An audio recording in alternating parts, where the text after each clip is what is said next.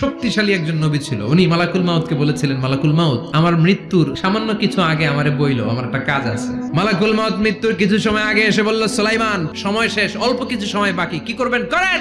সাইয়েদনা সুলাইমান জিনদেরকে ডাকলো, ও জিনেরা, বিশাল একটা প্রজেক্ট আছে, প্রজেক্টে কাজ শুরু করো। আর কিছু জিনকে বলল, চারদিকে গ্লাস ফিটিং করা একটা রুম বানাও। সাইয়েদনা সুলাইমান আলাইহিস সালাম গ্লাস ফিটিং করা রুমের ভেতরে ঢুকলেন। এই রুমে ঢোকার দরজা নাই, হাতে একটা লাঠি নিলেন, লাঠির মধ্যে ভর করে দাঁড়িয়ে রইলেন আর জিনদের দিকে তাকিয়ে রইলেন। জিনেরা এত বদমাশ ছিল, সাইয়েদনা সুলাইমান দাঁড়িয়ে না থাকলে কাজ করতো না, দাঁড়ায় না থাকলে আজও লোকজন কাজ করতে চায় না, ঠিক কিনা?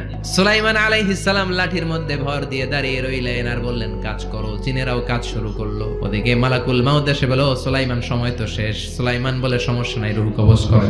মালাকুল মাউত ওইভাবে লাঠিতে ভর দেওয়া অবস্থায়, দাঁড়ানো অবস্থায় সাইয়েদনা সুলাইমান আলাইহিস সালামের রূহ কবজ করে নিলেন। উনি এমন ভাবে দাঁড়িয়েছেন, রূহ চলে গেল, লাশ হয়ে দাঁড়িয়ে রইলেন। লাঠির মধ্যে দাঁড়িয়ে আছেন, জমিনের মধ্যে লুটিয়ে পড়ে নাই। সুবহানাল্লাহ। জিনেরা মনে করছে বস দাঁড়ায় আছে, কাজ করতেই হবে। করতে করতে পুরা প্রজেক্টের কাজ শেষ। ইন দ্য মিন টাইম ঝিঝি পোকা, উই পোকা সুলাইমান আলাইহিস সালাম লাঠির ভেতরে ঢুকে লাঠিও খেয়ে ফেলেছে। সাইয়েদনা সুলাইমান আলাইহিস সালাম ধপাস করে জমিনে পড়েছে। আর জিনেরা কয়, হায় হায়, খালি খালি কাম করছে এতদিন। সুবহানাল্লাহ কইবেন না?